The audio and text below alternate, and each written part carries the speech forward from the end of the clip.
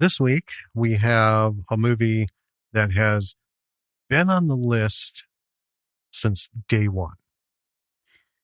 Yeah. And it was very iffy if it would ever actually make it onto the podcast. Yeah. Because there were some obstacles that had to be overcome in order to do an episode about it. Yes. And we'll talk about those coming up. But it's an exciting movie. We say it many, many times throughout the episode on how surprisingly good it ended up being. Yeah. So, I mean, it's I don't want to give too much away, but it's a lot of fun. There are a lot of good lessons in it. Yes.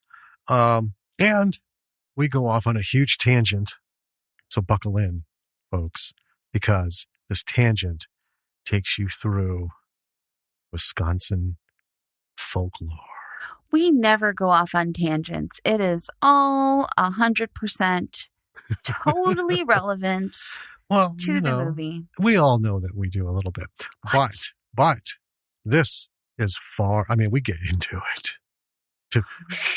And it's a hard swing back into talking about the movie and stuff. Yeah.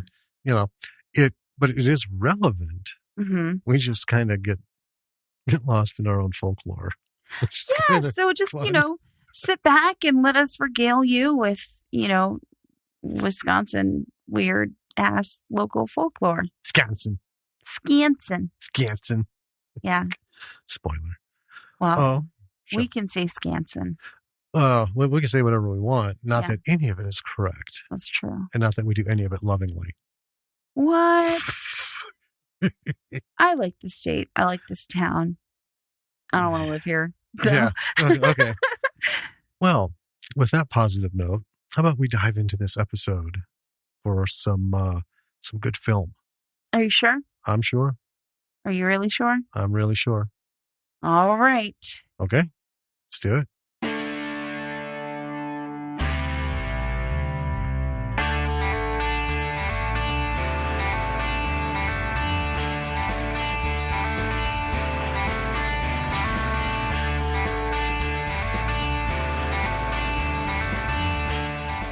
Hey, B-Siders. Welcome to another episode of Bravo for the B-Side. This is Jim. And this is Danny. I spent like 3 minutes trying to get past that. You guys have no idea how many times we start the intro to the show and it's just me making Jim laugh.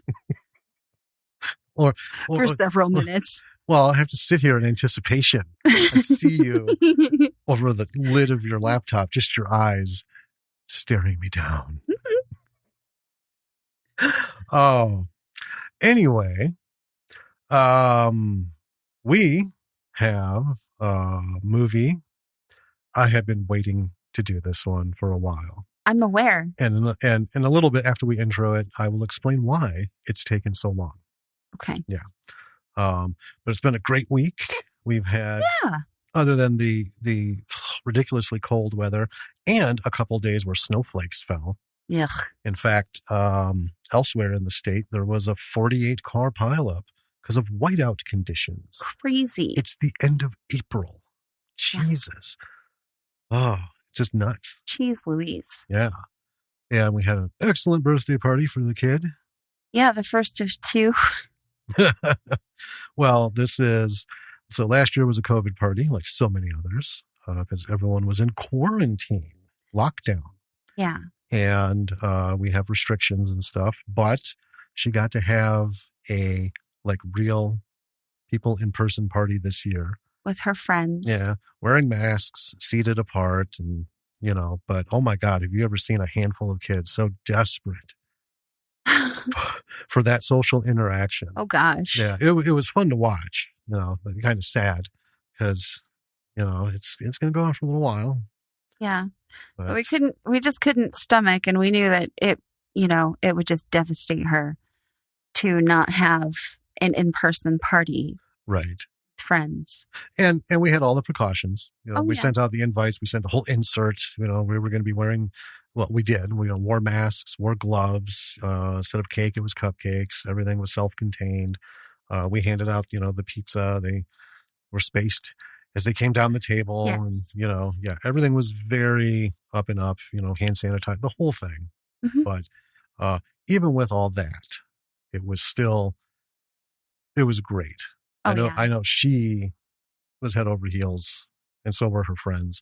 And it was nice to just be out and have that kind of normalcy again. Yeah. And next week is the family party. Yes. So she gets to do it again. Yeah. Just probably inside more than outside. But yeah, inside more than outside. And with, us reminding people constantly to sanitize and be safe. Back off, man. Right. So pretty good week. Working on, because by the time this comes out, the episode that, still been working on will have been out, the big talk. Yeah. And everything. The big interview. Getting images and stuff together for the graphic and stuff. Lot of cool things rolling out of that, and some potentially even more cool things, which we will update at an appropriate time. Yeah. And place. Another interview on the way. Yeah. Going to be a lot of that. This weather is playing havoc with my sinuses. One day I'm crystal clear. The next day, Yeah. It's driving me nuts. Well, that was another kind of thing that happened this week, is that my pneumonia is coming back. So as soon as it started, I went in and got another round of antibiotics. Instead of waiting to the point where it's, time to hit the bed. Right. Yeah. So we're ahead of it, and fingers crossed. See how it goes. This is crazy shit. Well, Yeah. So, this movie, pretty cool. This is a really cool movie. This was one I found, in bed. A few years ago. Yeah. And as listeners, as you know, when we go to bed, I throw the TV. I need to watch something, and I do it with the sound off and subtitles and stuff. So I don't usually pick anything that looks like, man, I want to get immersed in this. It's usually just really corny stuff. Yeah. Or foreign language films. Yeah, or foreign language films. Because I figure, well, fuck it. I already have to read the subtitles. Might as well just do it so I can't hear the music, the sound effects. I know what's going on. Sure. I can compose my own soundtrack, But anyway, watch this. And the next morning, I'm like, holy shit. Let me tell you about this movie. You've been telling me about this movie for many years. I know. And I've watched it multitudes of times, even with subtitles. But so, why don't you tell us what this movie is? Sure. And then I'll tell a little more about it when you're done. Sure. This movie is called Trollhunter. It was made in 2010, written and directed by Andre Offerdahl. Starring Otto Jespersen, Glenn Arland, Tostrud, Johanna Mork. And funnily enough, several more, but I'll get into that. Right. It was rated PG-13. The budget is, in Norwegian currency, 19,900,000. Yeah. Is it kroner? I'm not sure. I think it's the kroner. The Norwegian. I don't want to say it and be wrong, so I'll say it. Okay. I'm sure it's the kroner. Which equates to about $2.3 million US. Right. I had to do that conversion. Thanks, Google. So here's the log line. A group of students investigates a series of mysterious bear killings, but learns that there are much more dangerous things going on. They start to follow a mysterious hunter, learning that he is actually a troll hunter. A couple of notes about this movie. This movie is just chock full of characters played by famous Norwegian comedians. Yeah. Which is funny because it's just they're super dry. They're super funny. I know it. Yeah, it's that super simplistic humor. It's not camp. It's not, out in your face like Howie Mandel, Robin Williams, just kind of like busting out.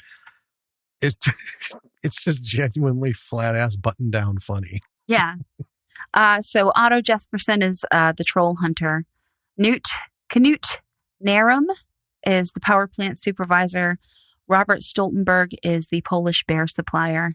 And Hans Morten Hansen is Finn, who plays like the wildlife board director dude. Yeah, he's the Trollhunter's boss. Yeah. Yeah. So they're all very high profile comedians in Norway. Another note, so this movie was made in 2010.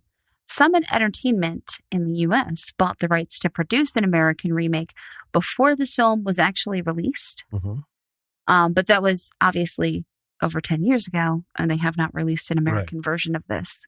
This is a foreign language film, meaning it's subtitled. And as we've mentioned before, there's a lot of brilliant foreign films out there, but we cannot do this. And we cannot watch a movie, take notes, and try to read the subtitles, right? We will miss most of the movie. Yes. It's one thing taking notes, and you can still hear what's going on and note on it if you're not staring at it. So this has been on the list for the one day they may dub it. Guess what? On Tubi, ladies and gentlemen, the English dubbed version premiered. Yes. I saw that and I'm like, we have our next movie. Yeah. So I watched it though, before we watched it together, because I wanted to make sure they didn't go way the fuck off book. I've seen this so many times.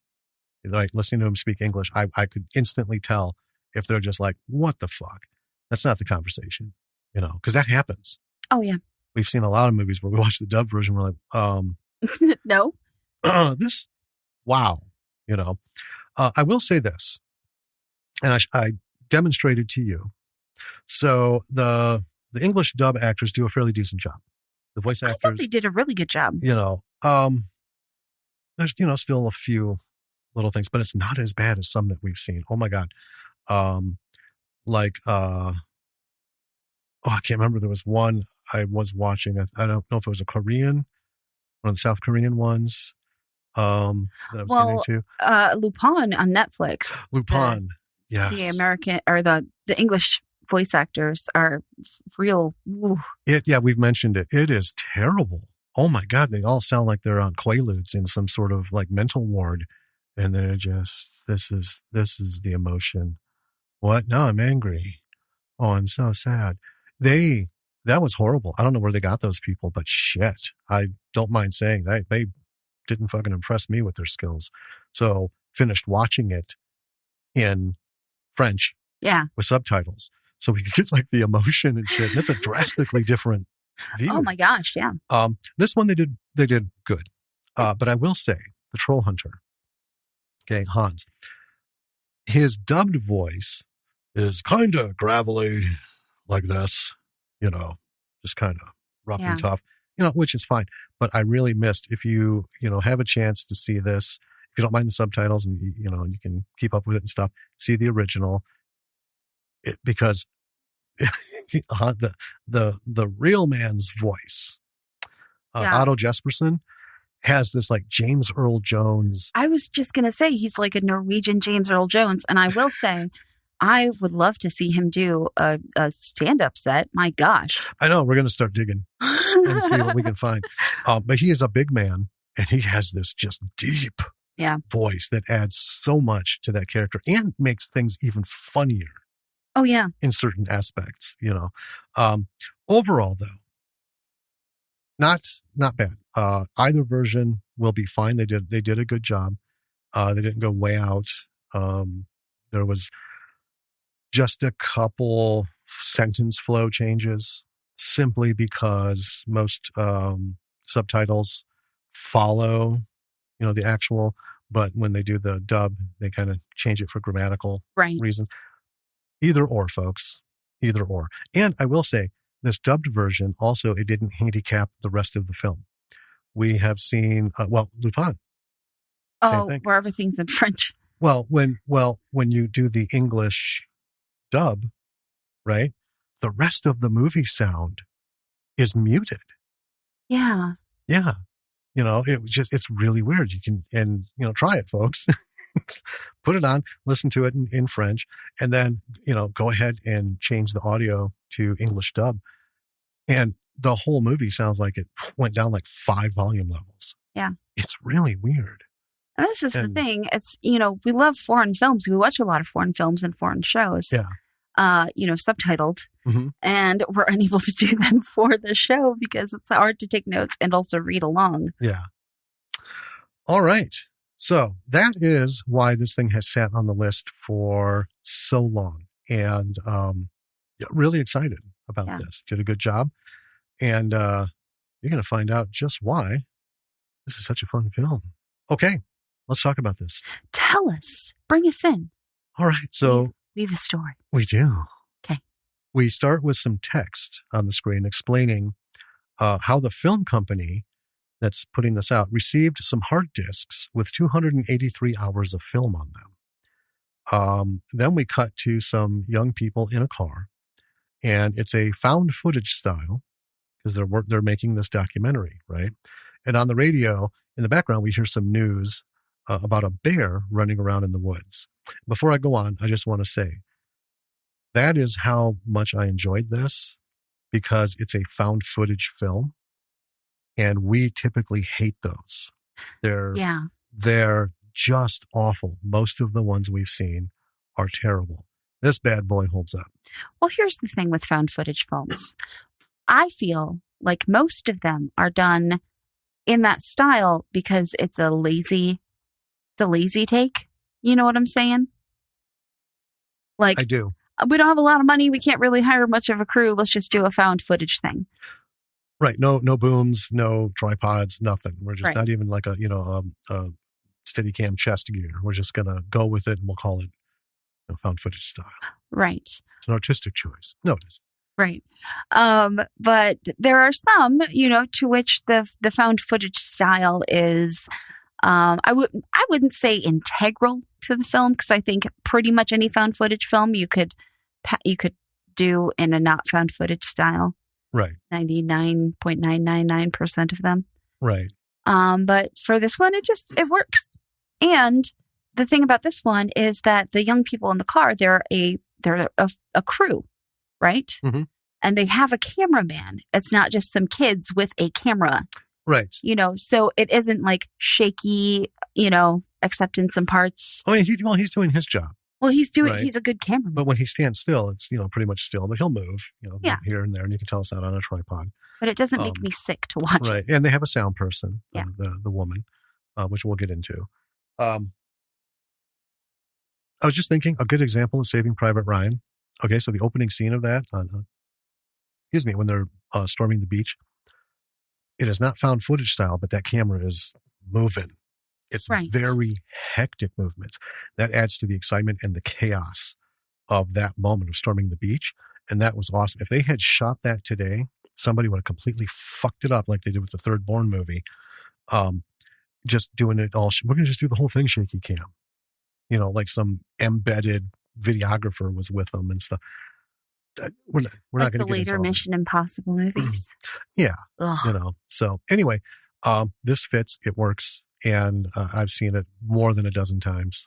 So go for it, folks. All right. So we heard him talking about on the radio, bear running around in the woods. Then we are with the hunters talking about how rare it is to get a bear permit. Then the young crew is on the side of the road. A Range Rover passes, and they start to follow it. Now, during this conversation, they're kind of like, the guys are talking about whoever's shooting these bears must be a poacher. Because, I've talked to all the people I know. Only few people have a bear permit. Right. And nobody shot this thing. So it's got to be a poacher. This is a problem because this is an ongoing thing that's been happening. So they start to follow this Range Rover. And next, we're at a scenic overlook. And they're just doing some shots. Yeah. Then we're in front of a building, and the main young person who is the host, he's the one doing the talking on camera. Mm-hmm. is talking about this mysterious guy that they've been following in the Range Rover as a poacher. Right, a potential poacher. Potential poacher. So his name is Thomas. And again, he's the primary interviewer for this little documentary. So they find where the guy is staying. It's this camper park. So all those little, camper trailers, they're all over the place there. So they wait in their car until night, and then they wait through the night. And the guy in the Range Rover pulls up, and they go at him. So Thomas introduces himself, says they're from Boulder College, asks if they can ask him some question. The guy says, "Leave me alone," goes into his camper. So, so much for that hard journalism. Right. At night, the sound lady plants a microphone near the camper, and then they're waiting in their car. And they hear him say, "Yes, I expect to find it tonight." And then the rest is all like, he's further inside the camper. So a bit later, the guy takes off in the night, and they follow him, but then they lose him. Yeah. And one thing I noted in my notes about this, his Range Rover is like decked out, right? It is super geared up. And he goes inside, and they kind of like peek in his Range Rover and look around it. And there are these like deep scars. Yeah. All over it. Well, it's also, beat to hell. This particular Range Rover is like a 70s model. Yeah. When people think of Range Rover, they think of the stuff that's sold here. That shit doesn't even come close to what a Range Rover is. No, this is a serious. It's the old-fashioned serious. It's a big stick. There's like fucking nothing on the dashboard except the radio and the gauges, right? And a glove box. It's very utilitarian. Yes. It's the big boxy kind that you see in adventure films. And mostly you'll see them actually in like documentaries in Africa. That's how they get around. They don't buy that luxurious shit that has no use off-road. So they go back to the camper since they lost him. And the cameraman uses night vision to look through the windows. And it's just like some really weird shit. You can't quite make all of it out. Yeah. Right? So the next morning, they're after a report of the guy Hans shooting a bear.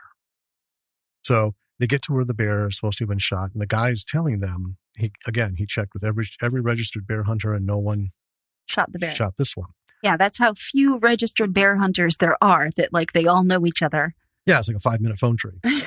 Done. He says he thinks that someone brought the bear from somewhere and dropped it, and it's interesting because he was pointing out the bear tracks. Right. Like, this isn't how a bear walks. Right. I'm a bear hunter. I know this. So then they end up start talking to Finn Hagen, who's from the wildlife department.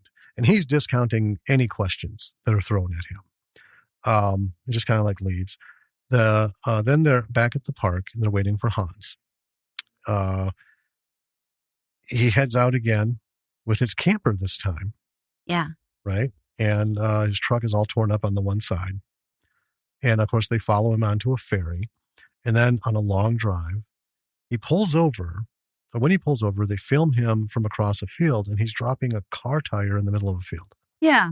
He's like hauling this thing down, and then this big hill, and drops it. And then goes back up. So then we're back on the road. We have another long drive, another ferry. This time, though, they get out and look for him and approach him on the deck. Thomas tries to ask him some questions again. And he says, they met a little while back. And then Hans spots the camera and asks Thomas, are you following me? And he says no to questions. So Thomas asks anyway. So Thomas, and in my notes, I call him the kid. Right. Or blue shirt, because it took me a long time to get his name. Thomas accuses him of shooting the bear, and Hans tells them to stay away from him. And then so the rest of Thomas's little reporting team seems to want to give up. But Thomas is like, no, I think if we just keep on this guy, we're going to get something. So back at the campground, they're still following him. They follow him out into the woods, and they find this fenced-in area that says, it's got a gate that's locked. Right. And a sign on it that says, no trespassing, blasting area. Yeah, but clearly, Hans went through there. Right. Yeah. Yeah.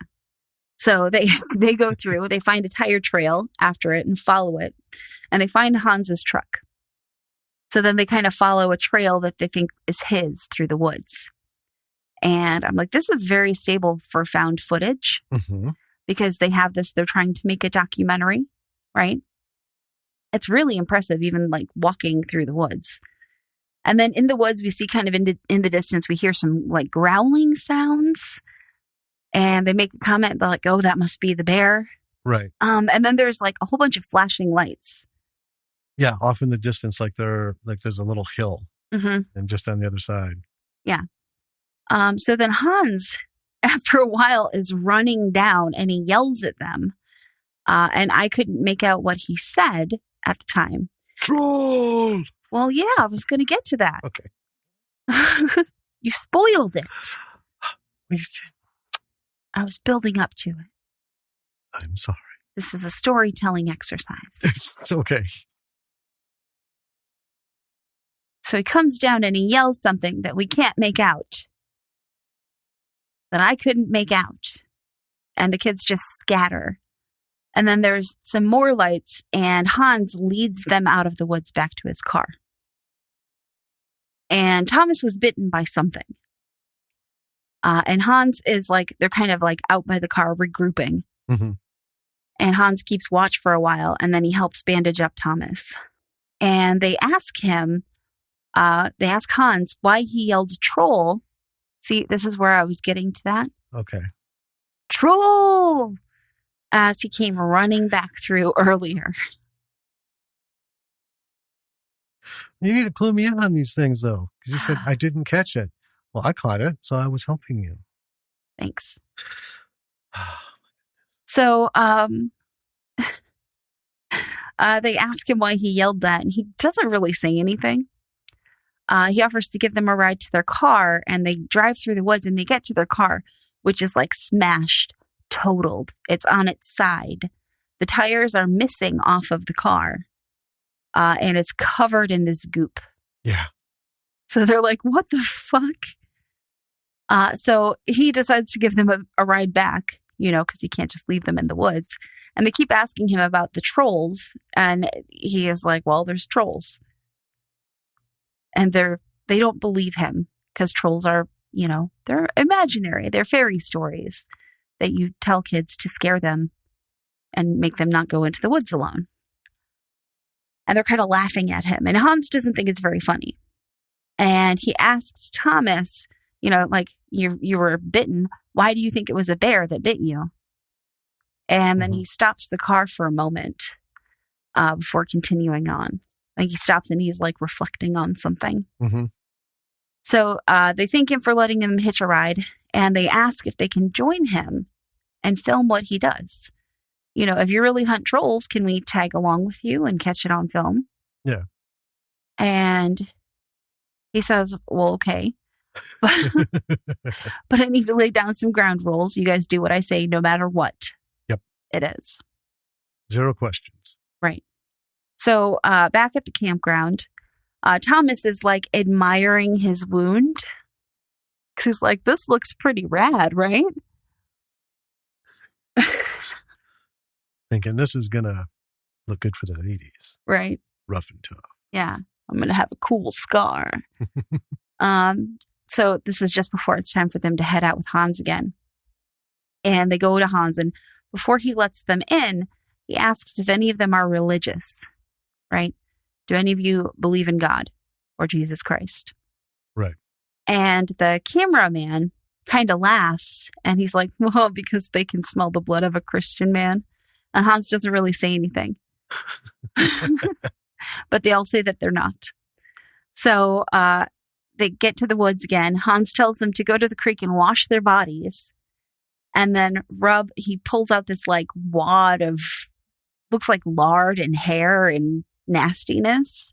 Yeah. Almost like a big wax clump of something. Yeah. It looks gross. And it's troll stench. And he tells them to rub it all over themselves and all over their clothes. And they're not into it because it reeks. Right. And that's gross. Well, his instructions are very specific, too. Yes. When you're washing at the creek, especially your groin and your armpits. Right. And then, rub them heavily with this. And the camera or the sound woman is like, hell no. Not about it. But Hans insists. He's like, I told you, we're doing do everything I say, right? No questions. So they finally do it and get suited up, and then they head into the woods. And so Hans is carrying, it looks like this, something out of Fortnite. It's big, bulky ass rifle. It's a giant flashbulb, is what it is at the end of this thing. So they're off into the woods. Thomas asks how the weapon works. Hans says it blasts some powerful UV rays. It's a massive sun lamp. Yeah. Right. So Johanna, the camera woman, tells Thomas that it turns them to stone. Hasn't he read any books? And Colin, who's the cameraman, is just, staying out of it. So they slog around with a lot of strange sounds in the distance. And then Hans smells something on a tree. Says it's troll piss. Yep. Oh, man, it's terrible. It's green. It's nasty. It's like slime. These effects are super fun. I'm fucking telling you. He says he's hunting a ringlefinch. It's a type of troll. So he gets on the phone. You hear him saying it says it seems sick. He's told that he needs to get a blood sample. So Thomas asks who he was talking to. Hans says a veterinarian. So after a lot of slogging around, Hans tells them to wait in a clearing while he tries to chase a troll out. While he's gone, they mock him for believing in trolls. A lot of jokes there. And after a while, Colin sets the camera down. And as he does, the way the camera's facing, we see it over in the distance, over the treetops, we see flashing light. They don't see it. Right. Because the camera's facing away from where they're looking. Then they start to feel the ground shake a little. And then we hear some deep and loud growls. Yeah. So it takes a little while longer, but then it finally happens. Some lights flashing close by, trees cracking. Hans comes running out saying, "Run like hell." And then we see the three-headed troll break through the trees. It's like 20 feet tall or more. Yeah, right? It's huge. It comes after them. They run. We hear the troll growling behind them, knocking down trees. Colin falls. We see him on the camera as he's dropped it. It's one of the few times we see him. Yeah. He gets up, picks it up, and everyone is gone. Yeah. Disperse. He's terrified. And then we hear troll noise. He can't see it though, so he switches to night mode and sees the troll wandering through the trees. So he tries to run parallel to it and stay hidden, and it passes him within like 10 feet of him. And then he sees Thomas through the camera standing in the dark. He whispers to him. Thomas runs to him. They don't know where the troll went. Then we hear Hans yelling. They run towards the sound. They catch up with him, and he points out the troll, which is 20 feet for them. This is really cool. Yeah. So it's still night vision, and the camera is panning, and all you see are fucking trees. And then he starts panning up, and you realize a couple of those, and it looks just like trees. Trees are the troll's legs. Yeah. Right? So it spots them and comes after them. And then we're back to normal vision on the camera, and they're running towards the rover. But I got to say, it was interesting to this point, but this sold the fucking movie. Lock, stock, and barrel. Hell yeah. This troll is awesome. These special effects, I would challenge ILM or any other effects house to do better. These were outstanding.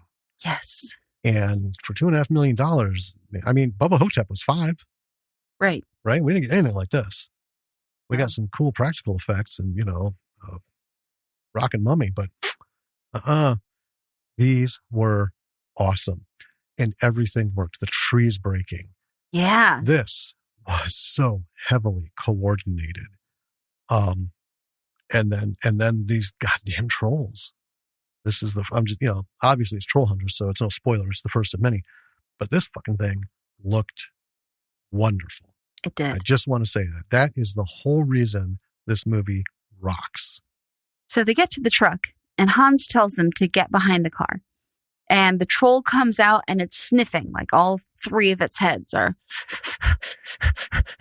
you know. And Hans gets up on top of the truck and he starts to sing a song. And then he cranks the UV lights on top of his truck. He's got a whole wall of them. Yeah, it's an old folk song. Oh, yeah. Yeah. And the troll just it turns to stone in its tracks. Mm-hmm. So their relief at this happening is short-lived when they realize they can't find Joanna. And then after a little bit, she comes running out, like, happily. She's like, yay! And the kids are happy. And Hans asks, he's like, one of you lied about being Christian. One of you is Christian. Which one? Because the troll was sniffing like it could smell one of them. So they ask him why people don't know about this. Whether he works for the government, what is going on? And he doesn't really answer yes or no, but they can tell from his look that it's obvious he works for the government. Right. Right. So they're like, well, then why are you telling us now? And essentially he says that troll hunting is a shitty job, super dangerous, no benefits, and he wants to see a change. He doesn't get any time off. Yeah. He's sick of it. It's a disgruntled government employee. Yes. This is the equivalent of here in America, the whistleblower story. Right. Yeah. That is what it is. Yes. I just don't fucking care anymore. Hans has decided to become a whistleblower. Yeah. So they reduce the stone troll to rubble with explosives. Mm-hmm. And Hans makes a joke about, anyone who needs some gravel? And then Finn comes and he's pissed about the film crew, right? Oh, yeah. The wildlife guy. He says it's a bad idea. And then we see this crew, and I couldn't remember what their truck said on it, but it didn't have anything to do with wildlife or anything. Oh, was that cleaning? Yeah, like a cleaning thing. Outdoor. But this crew comes in a truck, and there's a dead bear in the truck. And Finn is paying them for the bear, but he's pissed because the bear isn't Scandinavian. It's a Russian bear. It's a Russian bear. And this dead bear is going to be the scapegoat for the damage that the troll has caused. So Finn also takes these big stampy things out of the back of his truck with some fake bear paws on the end, mm-hmm. and makes some fake prints in the dirt around the bear. And Hans tells Finn that this particular troll is not the Ringlefinch. Right, it wasn't a Ringlefinch. It's not the troll that they were looking for. So the film crew goes up to this this cleaning crew that brought the dead bear. And these bear guys tell them that they got the bear from the zoo. Yeah. And so Hans shoots the dead bear, so it looks like it was shot. Yeah. And he tells the film crew that his job is to manage the troll outbreaks in this territory. And he's trying to figure out why the troll outbreaks are so bad lately. Apparently, this is not typical, right? Right. This has been a forever thing. And recently it's been getting bad. Out of control. Yeah. And he says that Finn is a bureaucrat. And he's annoyed with him. Yeah.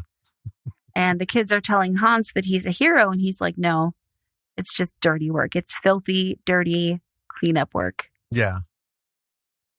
So the kids discuss going and selling the recordings for a ton of money to a TV station.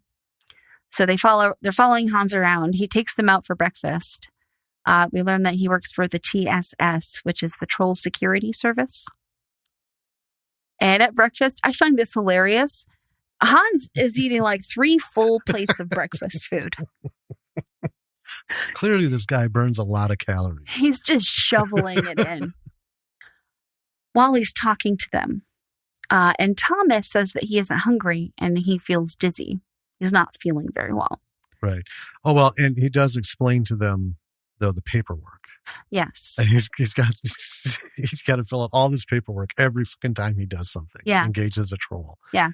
He's got to fill out troll ID documents and forms, and it's just one more thing that makes the job all the more glamorous. Now, right. Side note.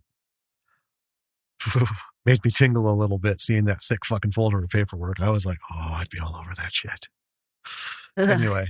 So yeah, Hans is shoveling food into his mouth, filling out paperwork, and giving these kids a lot of exposition about trolls. Right. It's not unnecessary exposition, like it's fun. I don't know that it's even, I don't think it's so much as exposition as it's just actual. Yeah, he's just telling them like the real life information about trolls. Yeah. Which helps us enormously. Yeah. To see, because Like- there's like how many tens of thousands of variations of trolls, Right. right? They live under the bridge. They this. In they mythology. look, they look like this. They look like that. They do this. They do that. They're dumb. They're smart. They're fairies. They're, Right. So he's setting. Gotta pay the troll toll. I'm sorry. Let's not go to Philadelphia. No. Oh my God. Didn't even make that fucking connection watching this movie all those times. Now you will. You're welcome. So he tells them that just a lot of information about trolls. Like they grow extra heads as they grow older. There are many different kinds of trolls. Well, that particular one grows extra heads. Right. And they're more to be scary. Yeah. Only the middle head is like the real head. Yeah. The rest are just kind of like growths. Plumage. Yeah. That there are different kinds of trolls and they live in different areas and they have like territories and they live for a long time. And, sometimes when you, put UV light on them, they turn to stone. Sometimes they explode. Yeah.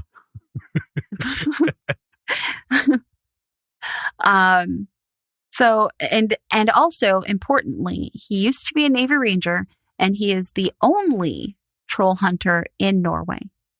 Yeah. So right away, we see this isn't a guy who just doesn't like, the work. He's it. Yeah. So he's all the work. Yeah. So we get that. Yeah. This is his whole life, this job. Yep. So later, for the first time, they're allowed in his cabin. And they go inside and there are lots of troll tails. Yep. And trolls have tails. They're long and furry. Yeah. And skinny. And weird, like. Kind of like an overgrown giraffe tail. Like hairy rat tails. Yeah. Because they're not like fully covered in fur. They're blotchy. Yeah. Yeah. Some are more furry than others. Right. Some have puffs on the end. But either way. Ugh. Yeah. But these things are all over his cabin. Also, they see he makes his own bars of troll stench. They see some of that on his stove. Yeah. And they're kind of asking him about it. And he's like, well, so it smells like troll, Yeah. Well, the troll stench, like, what's that made of? He's like, everything you can get out of a troll. Squeeze.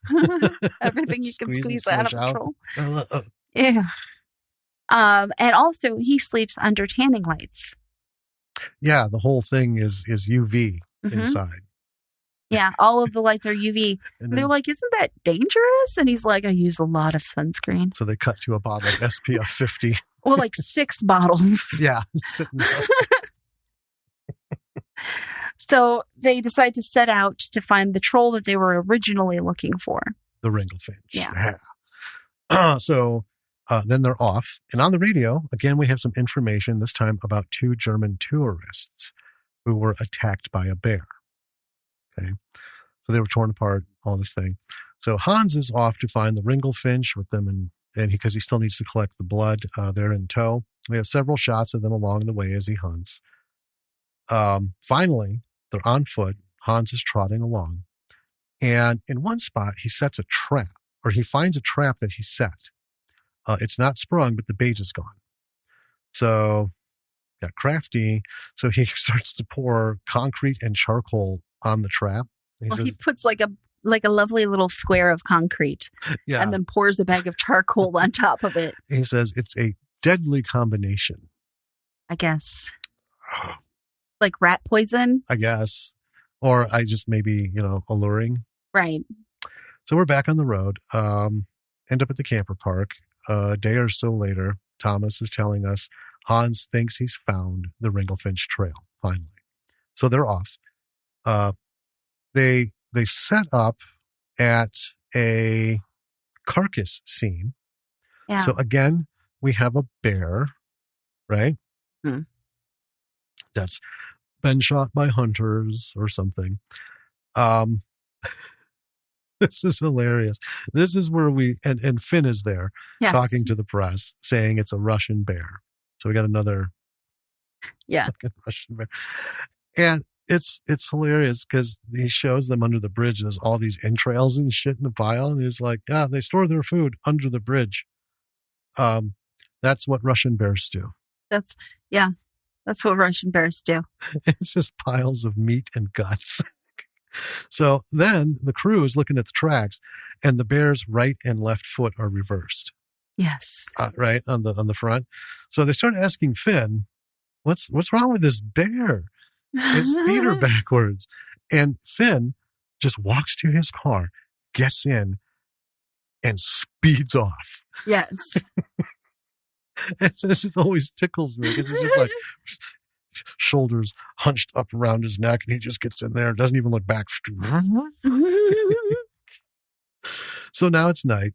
Hans is tying up a goat to a bridge in the middle of the woods. Joanna's upset, calling it animal cruelty.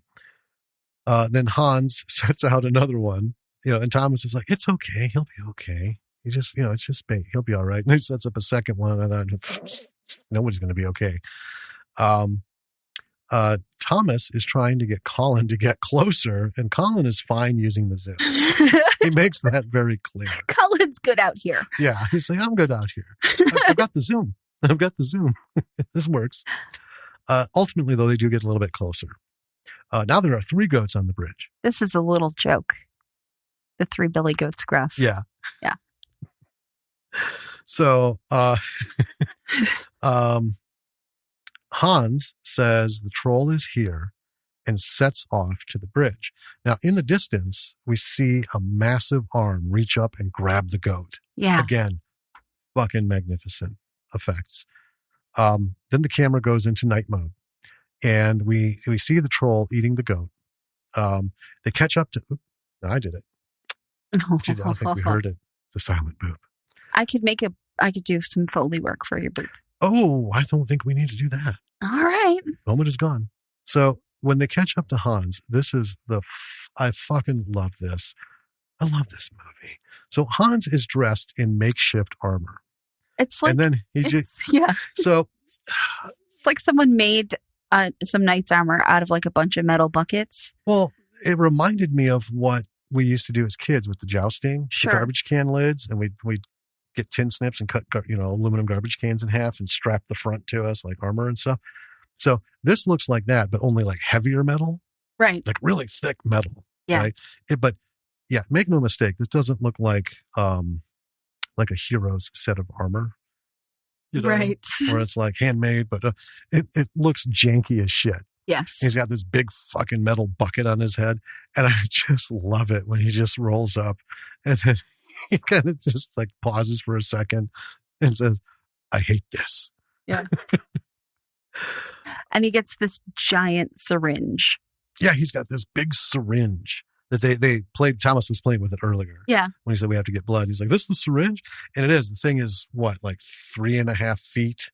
And it's got a big needle. Yeah. Yeah, and it's fucking like coffee can size. Yeah, he's got to plunge it in and draw some blood out. So then he says, get back, because I'm going to toss some Christian man's blood around the bridge. Now, that kind of slides under the radar. Well, that's all that's said. No one asks where he got this. Right? And how so readily. And it's a lot. It's not like a little bit. It's like a bucket of blood. It is a full mop bucket of blood. So now, in retrospect, let's take a break here. In retrospect, it's a fun movie. You love this whole thing. But that one moment, if you ponder on it, you have to wonder, what is this government agency doing in Norway where they have vats of Christian man's blood that the Trollhunter can have readily available? That leads to some super dark shit. I mean, I would imagine, this is me, speaking, giving the benefit of the doubt, right? I would imagine that, all around the world, there are blood drives for places like the Red Cross. Well, there are.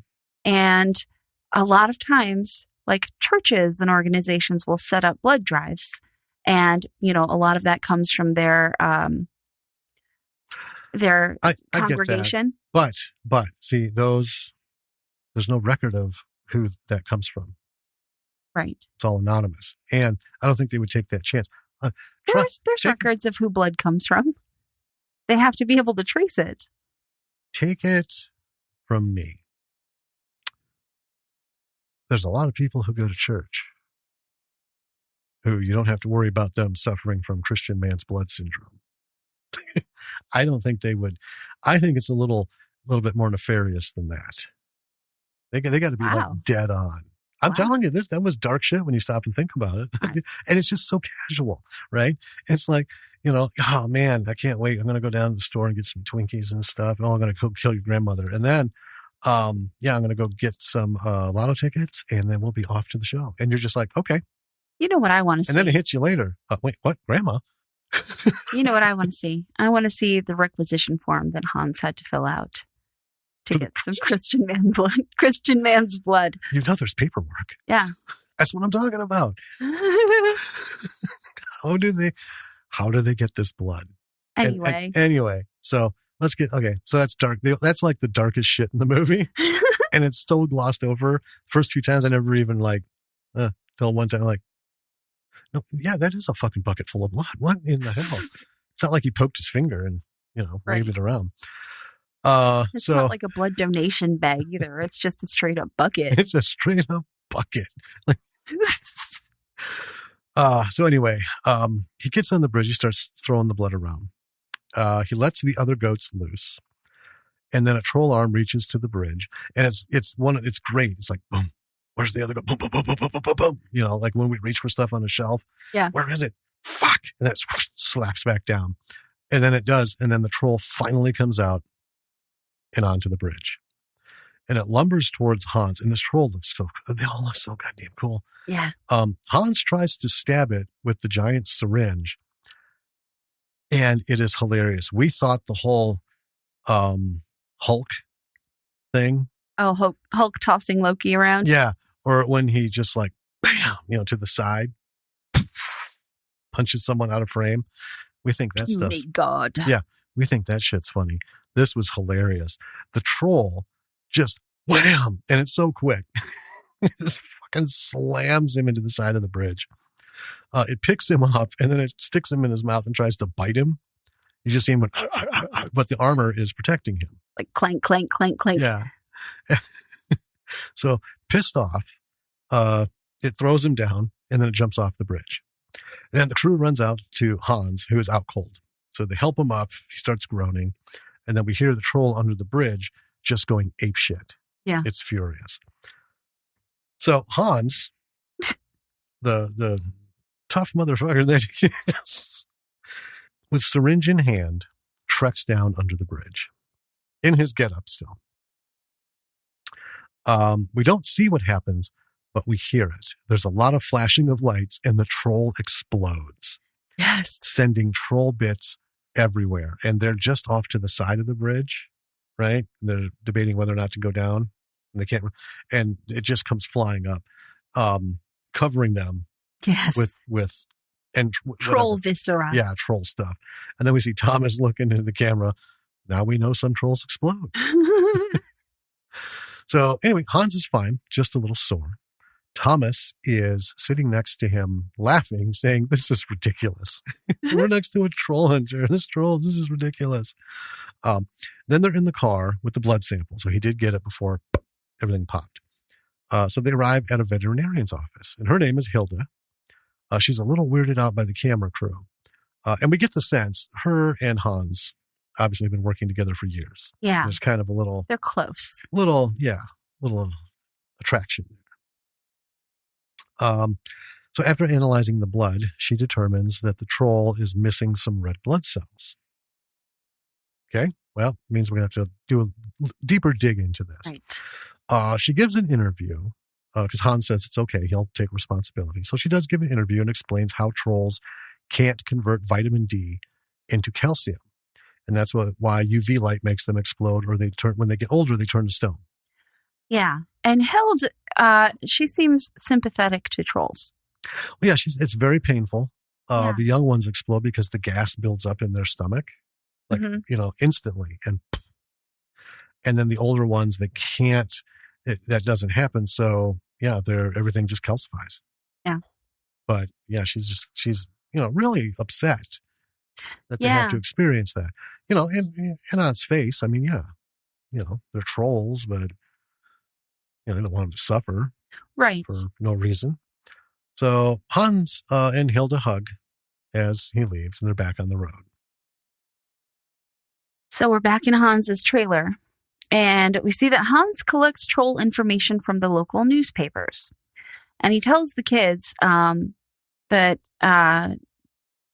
they're also, there are some troll territories. And he looks through the newspapers to find information about the trolls. He can see through the stories of what are troll attacks and what are not, what are cover-ups and stuff. So he uses it to kind of track troll movements. Yeah. This very much reminded me of Men in Black. Yeah. And he's got like binders. Yeah. And not just Men in Black, but there's a lot of shows, conspiracy type shows, that run that thing. You know, these local stories and stuff. I see the cipher. I can see through the bullshit. To them it's just this weird thing. But yeah, I like that. Yeah. So Hans says that they're going to start looking, he's got to figure out why these trolls are like going on rampages outside their territories and stuff. Yeah, because up until recently, they've pretty much kept to their territories. Yeah. But occasionally you get one running around, but this is like a whole other thing. So he says they're going to start in the Otterland. So then we get some film footage of them roaming around, looking for likely areas for trolls to, have been through. We learn that trolls like to chew on automobile tires. He shows them like a tire that marks kind of the edge of a territory. Right. And it hasn't been touched. Right. He's like, so they're still hanging out in their territory. Otherwise, they would have chewed this up. So they ask how many trolls there are, and he doesn't know. They're driving around. They find what he says is a battle area where mountain trolls and hill trolls like to fight because there's like boulders everywhere. Yeah. It's one of those weird fields. They throw rocks at each other. Big boulders in these fields. And it's like, where the fuck would they have come from? Right. So that's like a natural, actual thing. Yeah. They use that. But he sees, there's like moss growing on the stones. They haven't been moved recently. So he says there hasn't been much activity here lately. And so this Hans and crew, they just seem to go all over the place, right? Oh, yeah. They finally landed a big building that they go in, and there's like some kitschy troll souvenirs in the front where the kids go. But Hans goes in back, and I think he meets like Finn back there or something. He's going in. It's a government building. Right. So they eventually find a spot that looks like there's, it was trolls rampaged through it. Right. There's like some downed trees in a field, and they're in all different directions. Yeah. They're not all, it's not like a big strong wind came through and knocked 3 trees over facing west. Right. They're everywhere. And the landowners is like, oh, it was tornadoes. That's why they're all over the place. They're like, how do you know? And he goes, well, someone came by and gave me some convincing satellite imagery and weather maps. Like almost exactly. That's what he says. Yep. Okay. I'm sold. So Hans says that it was at least 3 trolls. So they're going to have to go in at night and go into the woods. And the cameraman, Colin, he's nervous and he keeps holding them up. Yeah. Right? Yeah. So they kind of lose track of Hans, who's gone in ahead while they were arguing with Colin. Then they finally catch up to him and go further into the woods. And here I'm like, I'm pretty sure this camera guy is our Christian. That's why he's so nervous. So they find an old mine where the trolls have been. And it was like boarded up, but all the boards are knocked in. Right. And Hans says they should go in. So they find some blood in the mine. And Hans like blows a horn. And this is to kind of like rouse out any trolls that were hanging in the mine. Yeah, it's kind of, it's not really, I don't think it's a troll call so much as just an irritant. Right. It's a noise. Yeah, that would provoke a reaction from Right. anything nearby. Yeah. Yeah. Not like not like a duck call. No. Just a loud noise. Troll. Here they come.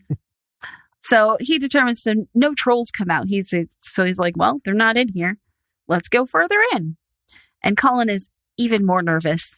He wants to rub some more troll stench on himself. Mm-hmm. So he just kind of like takes the bar and as they're walking, continuously is rubbing it all over himself. Like an OCD times 10. Just every 10 seconds. Like he needs a fix. Yeah, he's rubbing. And then they're moving. He's rubbing. Yeah. Like, damn. So deeper in, Hans tells them that this is a lair for a pack of trolls. A pack. They travel in packs. They're like social, you know. They find a lot of goop and stuff, and then they hear some noises, and Hans is like, well, time to go. So they get back to the entrance and see at least 5 trolls on their way into the mine. Right. I can't remember the name of these trolls. I can't remember either. Like the Nordisten, something like that. Yeah. So the group retreats further into the cave and they hide in a nook and turn off all their lights. And Colin, he sets down the camera and it's like facing him. Mm-hmm. And he is like rubbing this troll stench on him. Yep. And he is like, he's freaking out. Like it's a long lost lover. Yeah. So then the trolls come in. They fit about, and now these are even way more different looking. Yeah. So these are actually what most of us have seen in storybook trolls, where they're kind of hunched like over. A little bridge troll. They've got these super long noses. Yeah. The short hair, like almost looks like they have like a buzz cut, you know? And yeah, it's just very traditional looking. So anyway, they're rolling in. They all fitter around and they slowly start to settle into sleep. And then the crew is nearly asphyxiated by troll farts. Yes. All these trolls start running loose. And all of a sudden, through the camera, you see people, and they're holding their noses, trying not to gag, because there's nowhere to go. Nope. Colin is still rubbing troll stench, looking super panicked. Hans is sleeping. Yeah. He's just like, wait it out. We cut that. Colin is still rubbing and freaking, and he's used it all. Then it finally comes out that he's Christian, and he starts to lose his shit. And of course, one of the trolls wakes up, and that wakes some of the others up, and they start sniffing. Mm-hmm. So the group makes a run for it. Long and short, Hans gets rid of a few with his UV gun, but ultimately, Colin does not make it. Right. He's behind all of them. Yeah, we hear him screaming. The camera drops, and then we hear crunching. And so close to the exit, too. Yeah, you can see daylight. Probably like 30 yards. Yeah. Right? Mountain Kings. These were Mountain Kings. Yes. Okay. Yeah.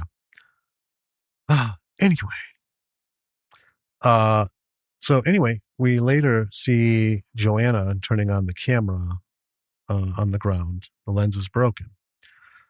So they must have snuck back in while they were sleeping, went back to sleep and stuff. Retrieve the camera. Because they're not going to come out during the day. Why? UV. Right.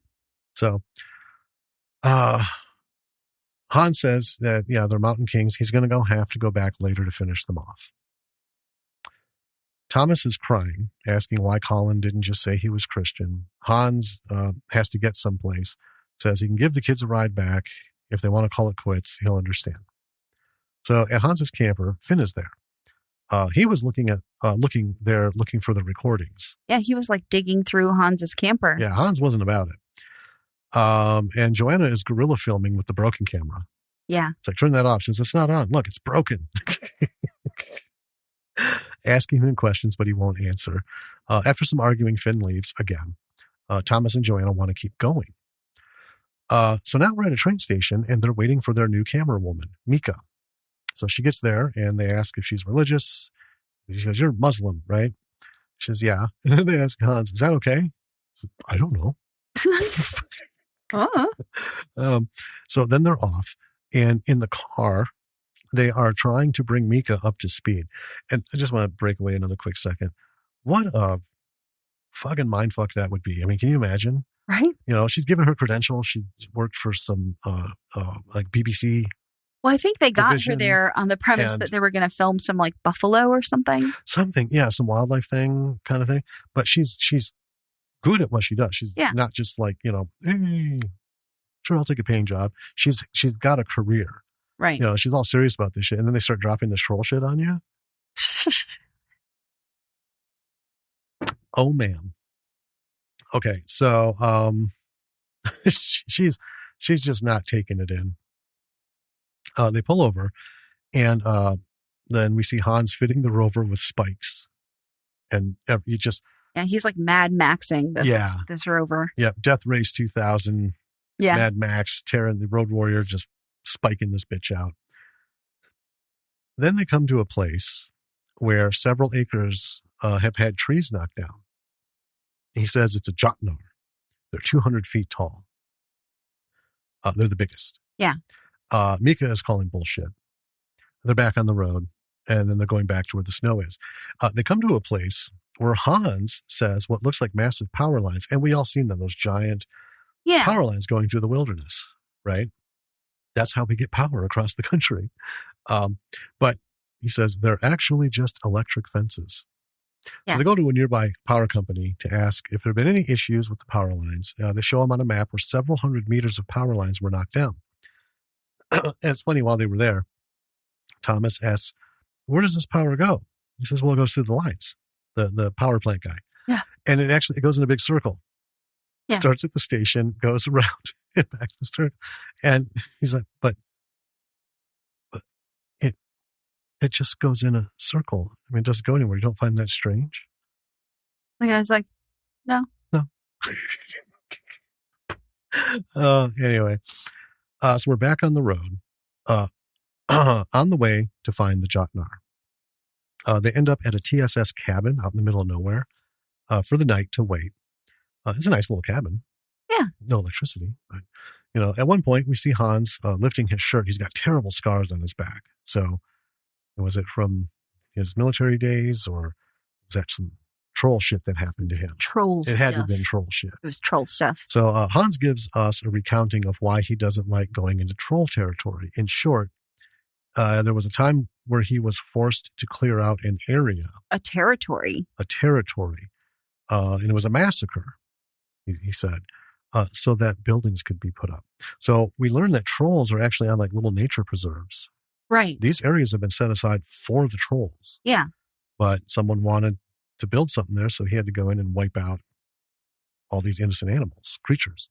Right. And that's how he views them, as just another kind of mammal, essentially, you know. Right. I mean, it's just, you know, it's like bears. Well, it goes way back to like Blade Runner, you know, the whole thing about replicants. You know, replicants are fine until they, you know, start doing this shit, and then they're my problem. Right. And that's the thing. These trolls, he's only really there when one goes, you know, off reservation, basically. Well, for whatever reason. Yeah. Kind of in the same way that, you know, we do like wolves and bears and other great predators. Yeah. When an animal attacks leave them a human, alone. Yeah. Until they become a problem. Yeah. They actively hunt it because it will pass on to the others the lack of fear. Once it's hunted a human, oh, well, it's just, why was I worried about this? Fred, Bob, come here. Check this out. Yeah. Go tackle that two-legged motherfucker. And they're like, oh, yeah, can't have that. So, yeah, that's the whole thing. And I really, it's a very simple thing, but it's a very powerful little couple sentences. Yeah. You know? And this event, like Hans was sick about it, you know? Yeah. He was not happy with doing it. No. And that's kind of why he's like this bitter old bitch now. Right. Doing his job. It's just, you know, I can see that. It kind of gives us the whole having to wait. When's the next time they're going to make me do this kind of shit? Yeah. You know? Well, it'd be like, you know, okay, well, we want to build a freeway through Yellowstone, so clear out some acres. Yeah, not relocate, just destroy it. Yeah. Kill everything. Yeah. So Thomas is starting to like succumb to his wound. There is something wrong with it. Yeah. Right? He nearly collapses outside the cabin. Headache. Yeah. Faint, So they bring him in, have him lying on the couch inside when they start to hear some noises. And they look outside. There's birds like flying past the window, panic flying. Yep. And more noises.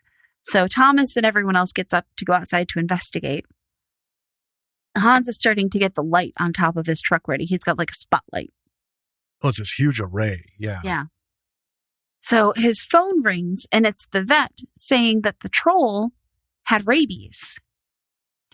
And it's been spreading rabies to all the other trolls. And they think it's this Jotnar that they're hunting. Right. That has been spreading rabies to trolls all across, Norway. Mm-hmm. And that's why they've all been all fucked up. And even Thomas has rabies, probably. Right. Well, yeah, all the symptoms are there. Yeah. And the kids are freaking out saying, well, they need to get Thomas to a hospital. If he has rabies, that's pretty serious. And then they see the Jotnar coming. Yeah. And it's big. Mika's filming it. What the fuck is that? And Hans is he wants them to stay because Thomas isn't well enough to go with them. And this is a big ass troll. Yeah. And so Hans is trying to lure it away with some music in his truck, and he leaves the kids behind, and they're trying to follow him. Yeah. So in the distance, it looks like Hans is trying to shine the light on the troll, but the troll is just too big. Like there is not enough light in his giant spotlight in array. Right.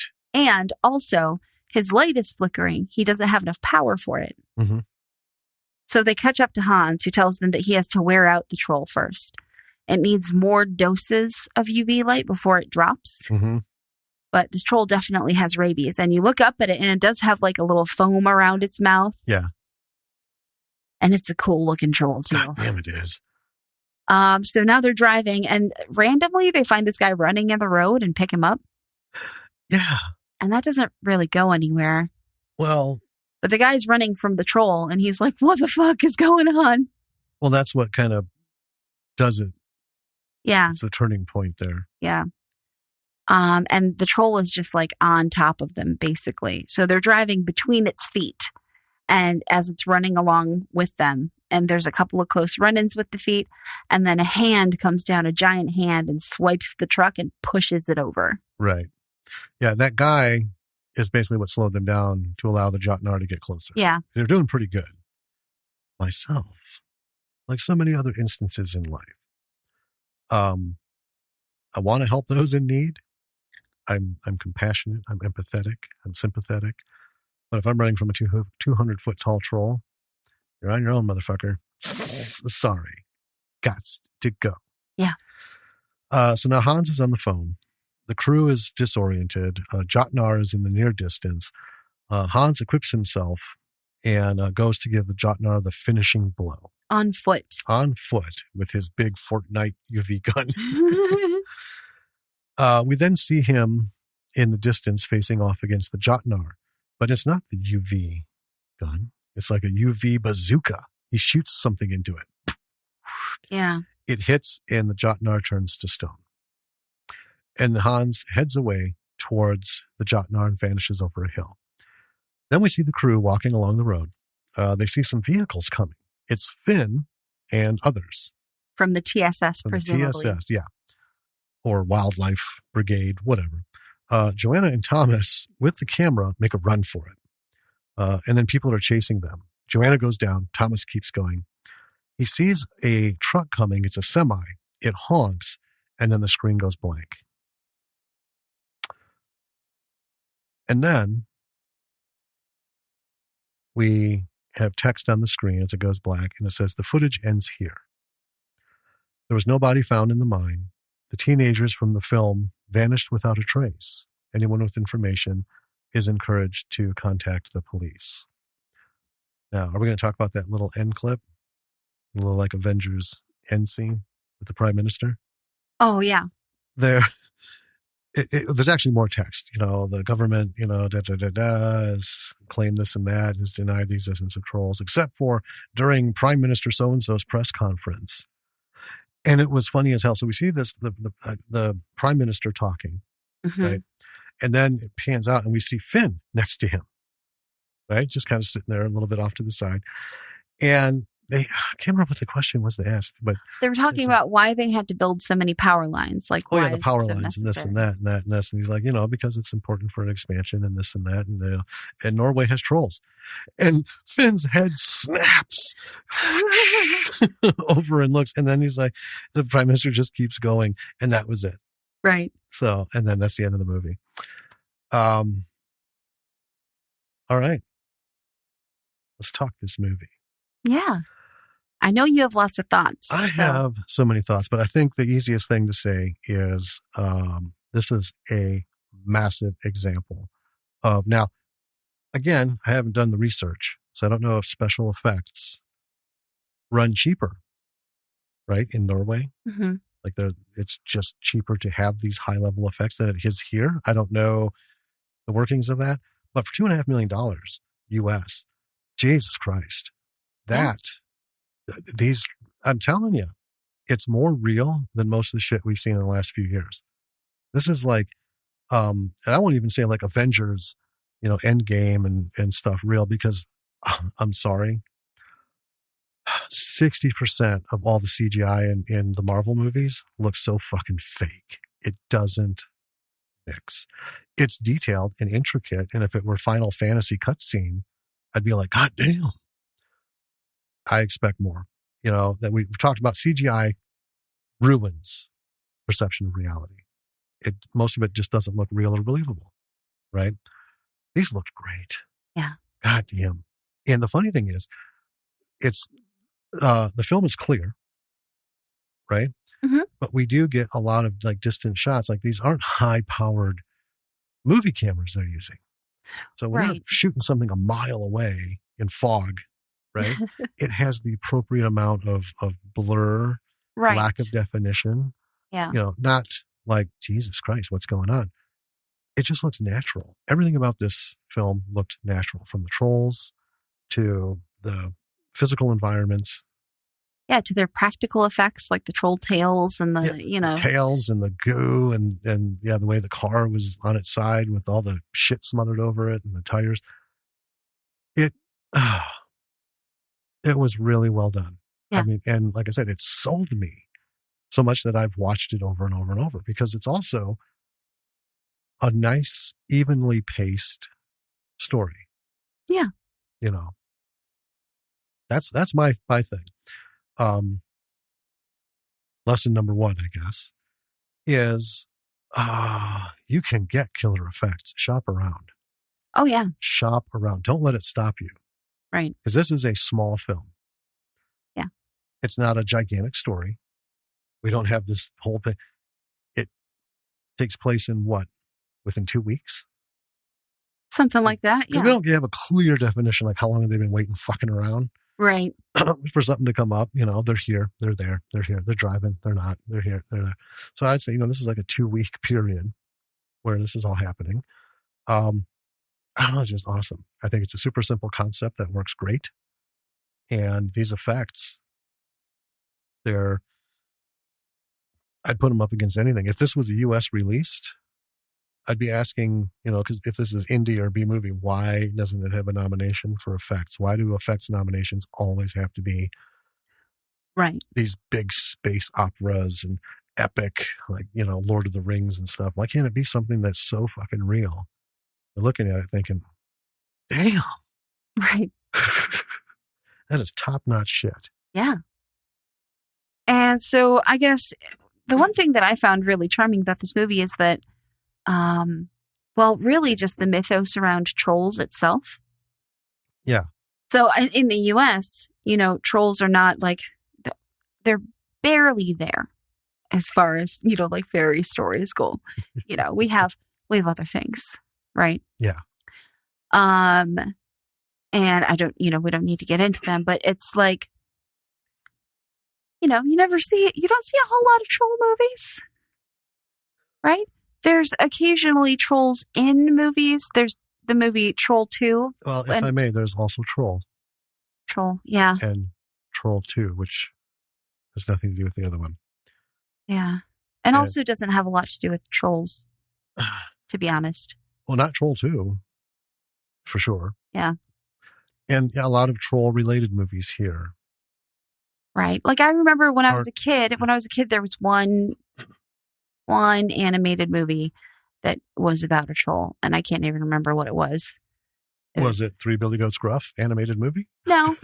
It was like a knockoff Disney production studio kind of thing. Oh, yeah. Well, and now most recently we have Trolls. And it was like cute, like the troll was cute and good. Yeah. And Trolls, the new animated movie, is about like troll dolls. Yeah. Not about not like trolls. But that's just it. The troll dolls Mhm. were an evolution of the troll, Mythos. the pantheon, Right. of different types of trolls out there. Yeah. Yeah. But we don't have any concrete mythology about trolls. We do not. We have inherited the Scandinavian, Norwegian, that whole area as almost as people though someone migrated to played a game of America. telephone across the Atlantic Ocean, and then what ended up here is what we think of as trolls. Right. Well, anytime you take a story and give it to a group of people and send those people away, Yeah. a couple generations later, shit is drastically different. Well, yeah, it's narrative telephone. Yeah. Essentially. Yeah. And so seeing a serious movie about trolls was kind of like novel and interesting for me. And I mean that, like, I think that's a good lesson to take. Essentially, if there is something that like there's not a lot out there about this subject, about this mythos, about this kind of story, then you can like make it whatever you want it to be. Right. But I know for this movie, they did a lot of like little troll story Easter eggs and, clever commentary, like the Three Billy Goats Gruff. It was a very tongue in cheek. It was, but they also, it's their mythology. Yeah. Right. So they knew a lot about it. Mm-hmm. And that's the thing. I would say, I understand what you're saying and I agree with it. Yeah. You can take this and roll with it. But if it's something you know a whole lot about, absolutely roll with it. But don't be afraid to make it your own. As long as, I'm going to say this, as long as it doesn't go so far outside the box, it just loses all credibility. Yeah. I say that because there's a lot of movies out there, Netflix series out there that have a lot to do with, Christianity and demonology and paganism and mixing the three together. And none of that fucking shit is even close to correct. And old listeners, you know what I'm talking about. New listeners, you might be asking why? Because I am a fully ordained priest. None of this internet stuff. I am inactive for a couple of years, but I still can do the sacraments. And I studied for many, many years. And it was a long road. And let me tell you, when you sit me down in front of one of these shows, I am immediately on defense. And I'm usually right. Like fucking Sabrina, that tragic waste of fucking space, was so incorrect. And we've talked about Rain. Oh, yeah. He speaks pagan. What? It's not a language? No, and I ripped apart Velocipaster for many reasons, but not the least of which is if you'd have spent 5 minutes reading and instead of buying, fucking onesies that look like muumuus? Like muumuu priest frocks. There are plenty of stores in every major city that sell supply. I didn't order my stuff from the Vatican, one, because we're not Catholic, Western Orthodox, but also I didn't order it from the Kremlin or Kiev or anywhere. Actually, I went online because I was 200 miles from Phoenix. They had an online page. But technically, there's a store here in Madison where I have repeatedly bought, sundry items and stuff. I haven't bought pre-shirts or collars in well before we met. Yeah, I mean, not They're since we all, met. yeah, they're all still there in the closet. So anyway, long and short of it is, understand, know what you're doing, and when you're making changes, be aware you can only go so far before you're just getting, to me, it just becomes fucking stupid. You lose that connection. But if you stay within those parameters, you can vertically take this story to all kinds of places. Well, right? that's just the thing. This is it's a simple story. I mean, it essentially posits, okay, well, what if trolls are real? How does the country deal with it? Yeah, what would that look like? Right. If they are in fact real. Yeah. And they do a fantastic job. One, because it's their own stuff. Two, it's their home base. Right. We've tried that with vampires. American cinema has tried that with vampires and werewolves and all the shit. Well, I really liked True Blood the first couple of seasons, and then it just got weird. I would agree. I like that concept that, they're among us. And here's the thing. They brought this up in a few movies, right? Vampires want to conquer the world.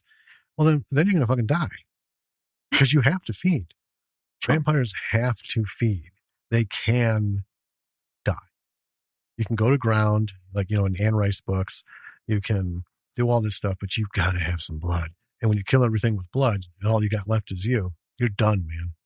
You're just going to be a bunch of fucking mannequins. Right. Beef jerky mannequins hanging out with pointy ears and floppy asses. But the smart takes on that have been, and we would think a vampire society would know this. I mean, they're not stupid. Right. We got to coexist. And that's why I like True Blood. There comes a time when it's like, can't do this anymore. We can't keep hiding. Well, the reason they came out on True Blood was because they came out with synthetic blood that could nourish vampires. Right. So they were like, hey, people don't have to be scared of us because we can live on synthetic blood. And that was the pitch that they gave. The pitch. But also to have that kind of industry, you can't stay hidden. The more you do, the less it is, someone's going to figure out something. Yeah. Because they mentioned that at one point in there, where, underground can only get so big and then you're above ground. So, you got to get ahead of it. Sure. And, it was an interesting concept, but then they got just some stuff that had nothing at all to do with that premise. Yeah. I think that's when we checked out. It went buck wild there. Wild. Starting in season 3 or 4. I can't remember which one. All cattywampus. Yeah. But a lot of things have done that. They've tried it with zombies. Oh yeah. I'm not sold on any of the ones. Not saying they're bad, right? But after watching them, we've seen where zombies have been rehabilitated and brought into set. We talked about Fido. I will say that idea. I mean, if someone were to pitch that idea to me, they'd be pitching it to the wrong person, just because that idea holds no interest for me. It doesn't make sense. I'm not saying it's terrible. I'm not saying it can't be done well. It's just you got to pitch to the right person. Well, and that right person isn't me. It's the age-old sci-fi story. Yeah. Robots. Sure. Right? So we have, Asimov's laws of robotics, right? We have Blade Runner. We have things that came way before it. What happens when our servants, that's Battlestar Galactica, our tea makers went fucking nuts, started killing us, and then blew up all of our planets. The whole thing with the zombie, it's the same exact story, but just with zombies. And yeah, I'm with you. Why? What? There's no, I don't know. It's just empty. There's nothing to reach for, right? There's no stakes. Yeah. What's going to happen? Well, worst case scenario, it's a zombie apocalypse. This is post-apocalypse. Right. Right. So if we're in that stage, presumably we've already had a zombie apocalypse of some kind. Yeah. And would make me, and that's where so there's a good example. So you would think logically, regardless of the zombie movie, right? There's all kinds out there, regardless of the setting, After a zombie apocalypse, not one fucking person in charge with more than 2 brain cells would be like, hey, let's turn these bitches into cattle dogs Right. and, mules and stuff. No, eradicate or segregate, right? Let's build our shit up so they can't get in.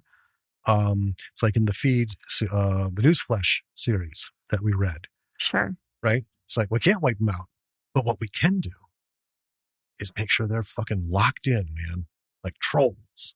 Like trolls. We set borders. We put up concrete barriers so they can't get past them. Power lines. And we don't go to those areas. Yeah. Right? So anyway, coming back to this. Yeah. So they took this story. They didn't go outside the fence, but they took it vertically. Right. And they kept within very believable parameters and stuck with, they picked the elements of troll mythology that they were going to work with. They didn't change them. And then they just went upward with that. Yeah. They also, I had read that they designed all of the trolls based on like famous troll artwork in Norway. Nice. Yeah.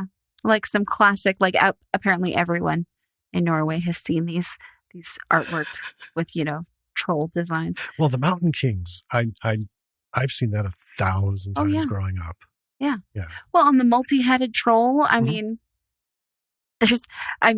playing D&D like a dire troll. Oh, yeah. It looks very similar to that, just not as gory. Right. Right.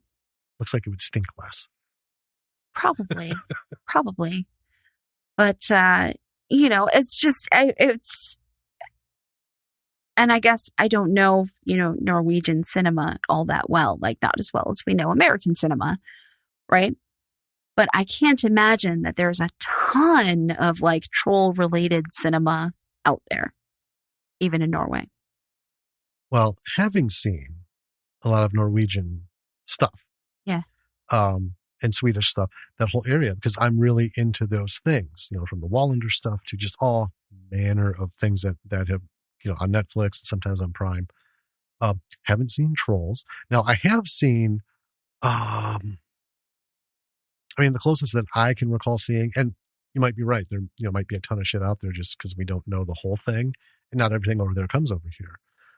I do remember seeing a horror film that kind of was like based on the whole troll thing, but it was ended up being some fucking spirit entity. Oh, sure. Evil force thing more than a troll, It's kind of like, let's go look for Bigfoot. All of a sudden he's this raging fucking, quarter-size Godzilla. Well, essentially what I'm saying is if you're looking for something that's kind of, we've done zombies, we've done werewolves, we've done all this stuff to death. Vampires, we've done this to death, right? I'm not saying there isn't still a market for those kinds of things, but there is there's like a bottomless pit of mythology all over the world that is not covered in cinema, right? I know. Like Selkies, barely touched. Right. Banshees are rad, and there's really, I can think of maybe like 3 horror movies that have banshees. There's a handful that I've seen, but they're all like, and they're poorly done. So badly done. Like, take something, that isn't done to death. Listen, Sasquatch movies. I love me some Sasquatch movies, but I'm here to tell you that of the like 600 Sasquatch movies that have been done independently, there's maybe 3 good ones. Maybe. I would agree. We saw one. It was like, it was about Paul Bunyan. Oh, Jesus Christ. Right? Yeah. It was poorly done, but in their, defense, they dug deep for that. Yeah, they did. You know what I'm saying? Yeah. Find some mythology that's been buried. If you want to make a cool horror, creature feature, like that's a great idea. Here's one I would like to see. An intelligently done and fully Native American produced Kachinas. Oh, yeah. Their Kachina story, there are so many different kinds of Kachinas, and the concepts of them living in and protecting the mountains. New listeners, I worked for a school district in Flagstaff, Arizona, and communicated a lot with the Navajo Nation, and got to know a lot of people, and got to know all these stories from the inside, the Kachinas. And one of the San Francisco peaks it's a hot point with the Native Americans there because it was an old pumice mine. Yeah. And what was pumice used for primarily? Stonewashed jeans. Oh, sure. Yeah. That's what that mine was supplying. It was going to Levi's and Wrangler. And yeah. So anyway, that aside, there is such a rich and beautiful mythology, heroic and evil, all these things in the Native American world. And that is the one true American legacy that we have. That's true. Here. And we have seen, because we've seen. Be a shitload better than that crappy Paul Bunyan movie. Well, yeah, but we've seen a lot of Native American stuff done by, completely Caucasian, short-minded. Here's, again, didn't do any fucking research, just looked some shit up on like Wikipedia and ran with it. And did some really offensively bad Good Lord. cinema. Yes. Okay. I'm just going to go ahead and say, I'm not going to say all, because there might be some things out there that have hit the mark. We just haven't caught them. But for the most part, it's all shit and should be abolished. Yeah. Because nobody needs that level of insult. Yeah. But hearing. Yeah, let's get some good, well done first people stories and mythology. Sitting in a hogan, right, with the fire going and the elders and everyone and them talking about these stories. Oh my God, I never experienced anything more visceral in my life. It was real. And if we could get Native American filmmakers to do that, the American audience would shit itself. I guarantee you they would give us something that has not been experienced. Yeah. It's the same thing. People have been talking about like there's a lot of people like on Twitter, a lot of our followers and stuff are women who are completing projects that, not talking about what the movie's about, but saying every person on this crew was a woman. This is an all-female production, right? Well, that's great. What's it about, though? Well, but the thing is, they're touting that. And a lot of people say, well, that's just reverse discrimination. No. It's time. I can live with an all African-American production crew, an all Native American production crew, an all woman production crew, an all Asian, all woman minority production crew, right? Because it's time. And here's why. Because we have seen what white men in this country can do for films. And there have been some good films. But we also have seen so much cultural insensitivity and ignorance. Yeah. Because of the studio execs, the suits and shit, who are all notably white Caucasian old men. No. Really? I know, right? Spoiler. That's why this film worked. Because it's a Norwegian film, and they took one of their things and ran with it. And I think the Native American cinema would rock with not just Kachinas, not just some, horror story, because there's there's some heroes, their mythology. Because I am tired of Greece. I am tired of Rome. I am tired of fucking Olympus and all these. I know these gods up, down, and you can only redo them so many times. Yeah. Zeus is a dick. They're all terrible. They're just the worst. Yeah. Right? And the Roman gods are just the Greek gods. They don't have any original stories. Yeah. So, boom, boom. I mean, it's like, so here in Wisconsin. Yeah. We have some local legends and lore. Yeah, we do. Like jackalopes. The Hodag. The Hodag. Yeah. We've seen a couple of Hodag movies made in Wisconsin. We have. I really enjoyed that one Hodag movie. Black Hodag, I think it was called. But also in Wisconsin, our state is just real good at making serial killers. Mm. Yes. We mentioned this a long time ago in one of the earlier episodes. So fans of horror and fans of Texas Chainsaw Massacre, if you are not aware, that whole thing was inspired by the story of Ed Gein, Wisconsin native, born Yep. and bred. Wisconsinite #1. Hell yeah. Yep. Ed Gein. Had furniture made of human bones, lampshades made of skin, had bodies hung up, and his mother was tucked away. And holy fuck. Yeah. Yeah. And he was arrested and put in the asylum, the mental hospital. American Psycho was inspired by him as well. Yeah. And he died. He died in here the in asylum. Madison. Yeah. Yeah. At Mendota Mental Health. Yeah. We Crazy have to Jeffrey his Dahmer. last day. Yeah, we've got a lot of serial killers. And a lot of people who came from Wisconsin but did their shit everywhere else. Right. And when you say Wisconsin, you have to go Wisconsin. Or Wisconsin. Let's go Wisconsin, go squatching. Good old Scotty serial killers. We don't have a lot of Sasquatch stuff here. It's always the Hodag. It's Hodag, yeah. Oh, what's the other one? Hodag is like our version of the Sasquatch. He's a little the different, Bray though. Road Beast. Oh, yeah. Yeah, that's the other one, the Bray Road Beast. We've seen a couple documentaries on that and everything. We even have some lake monsters. Not like real well-known ones, but there's a couple. Like, never mind. Anyway. No, but you're right. Yeah, people should tap into your local things and see what you can do, even if it's been done. I mean, the whole point of making film is try to do something better or a little different and better than what you've seen. Otherwise, what are we all doing here? Right. What do you want to do?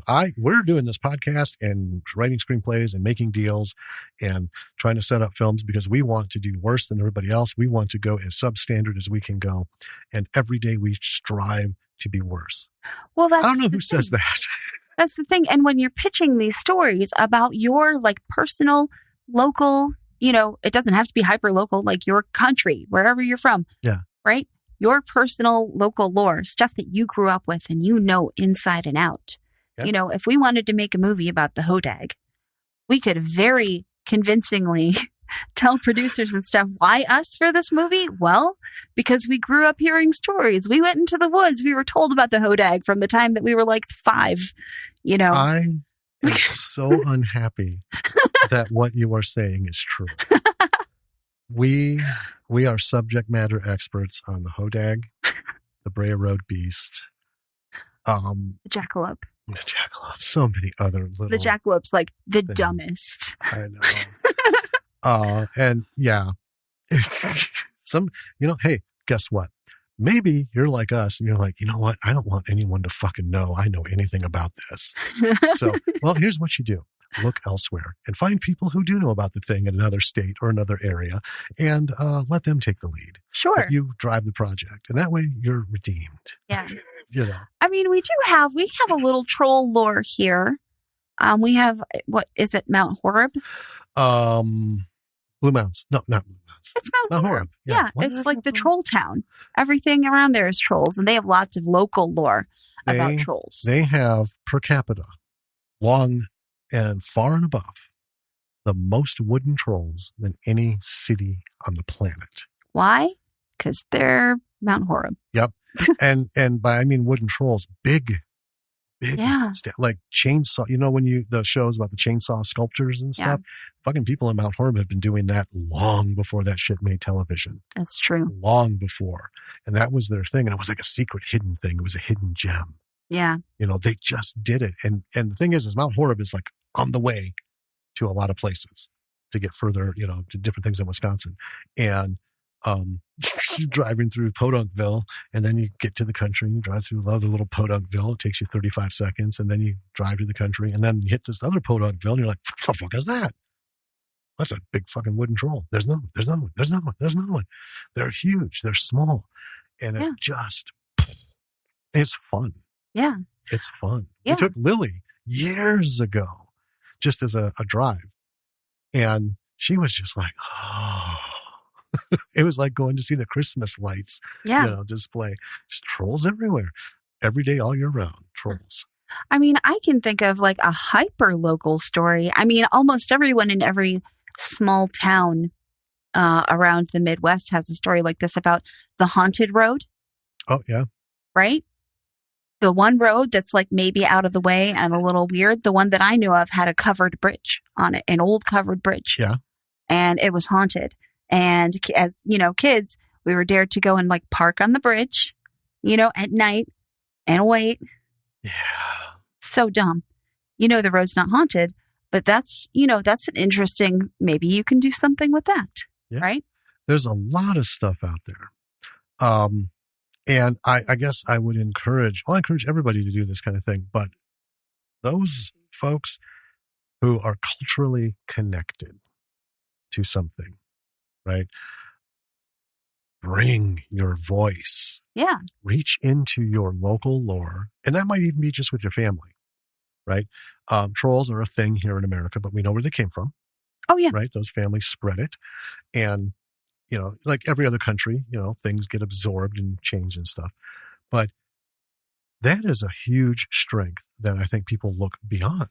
Because we've talked about the Hollywood formula and all this bullshit, and they want to like sell in Hollywood.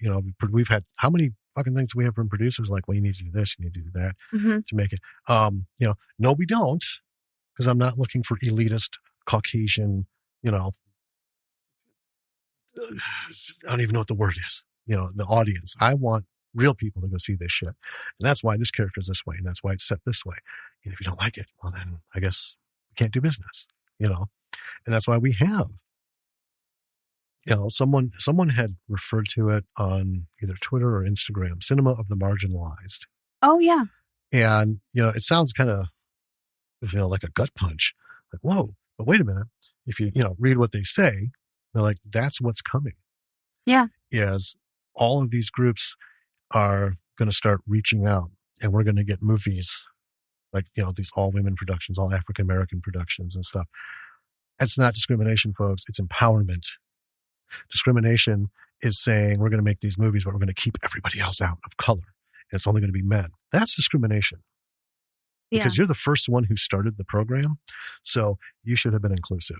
Now everyone else is fighting back saying, all right, fine. We're not going to come play in your fucking field, but here's what we're going to do. We're going to build a new stadium over here, and we're going to keep it to, us so that we don't bother you. And we're going to show you how much fucking better we can do.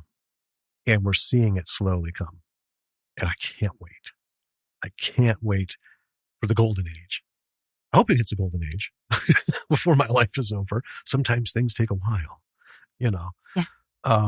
Anyway, so I think that's a huge lesson is mythology. Grab it. Yeah. Like we think the hodag is dumb because we grew up with it, But, even though we think it's silly, right? Mm-hmm. There are people around this country who have never heard of it, right? And who might be interested in a story like that. And also we could bring enough to it. We could make it silly. We could make it whatever the hell we want it to be. Right. I'm going to back up a little bit. So we think the hodag is dumb. However, like with all things, we really like watching like there's so many documentaries. Not just about finding the hodag? Yeah, not just like movies based on the hodag, but documentaries. And, in everywhere in the world, there are people you're like, I don't know, not the greatest source. But, it's something people believe in. And you can't mock it all that much because really that's what makes us as writers successful. And it's what makes these writings filmable, right? Yeah. Because without belief in this shit, no one's going to want to see it. Because we all believe a little bit. We believe enough to consider what if, right? Vampire movies. All vampires are fake. They're stupid. Well, yeah, but there's always a question in the back. And I consider me and you to be intellectually stimulated people with a vast array of, fingers reaching into all the pools and plucking the strings. But we're like, what if? Oh man, I've always thought it would be super dope to be a vampire. And then we have discussions. Well, what kind of vampire? Right. Which flavor do we take? Specifically, whatever kind I think is coolest at the moment. I think that's pretty much that's how Lily operates. What do you want to be? I want to be this. What about this? It's not cool anymore. Yeah. Oh, okay. Sorry. Nobody wants to be a zombie though.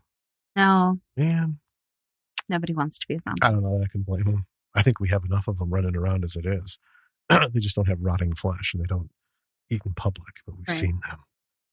Dead eyes staring back at you from across the counter. Oh. Anyway, so the writing, simple story. Mm-hmm. Excellent lesson on just keep it simple. They took something they knew, built it up, didn't get too far off track, made a wonderful little tightly wrapped plot base. Yeah. Right. Found footage. I would say the lesson here is watch this. If you're going to do a found footage, quit making it shaky cam. I think they go overboard. Like shake and quake, so it looks like it's found footage. Yeah. There was one I went to see in the theater because it was like I was a teenager and it had just Cloverfield. Oh, yeah. And it had just come out and it was like the new Blair Witch Project. Yes. You know, and I went with some friends and I started to feel sick. And my friend who was with me had to leave. And she went to the bathroom and started vomiting. And she was like, I don't want to watch the rest of this movie. And I'm like, that's cool. Let's go. That's a perfect example. So 2 reasons. One, they built it up as like, the next new American monster. This is going to be greater than Godzilla and all this and that. And you didn't see the fucking thing till the very end. And it was stupid and dumb and just, it disappointed the shit out of me. But 2, that shakiness, there was no excuse for that. Yeah. So what this movie did was this is what an amateur filmmaker is going to do. Yeah. Going to put a camera on someone's shoulder who knows how to operate the fucking thing. Right.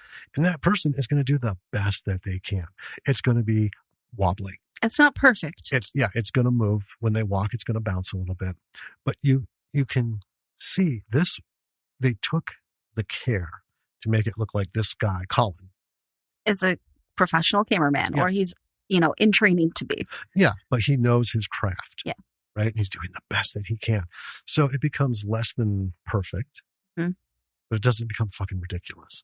But yeah, Cloverfield, I feel like they said, okay, so we have this chimp for 3 hours. Here's what we're going to do. We're going to give him this camera.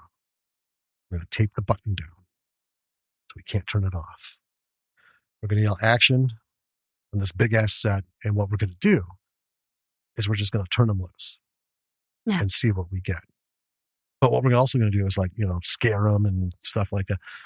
It was so horrible. I agree with you. It was terrible. I didn't have to get up and go anywhere, but I was like, God damn, this sucks. I'm so disinterested in this fucking movie. Yeah. And that's how I feel with most of them.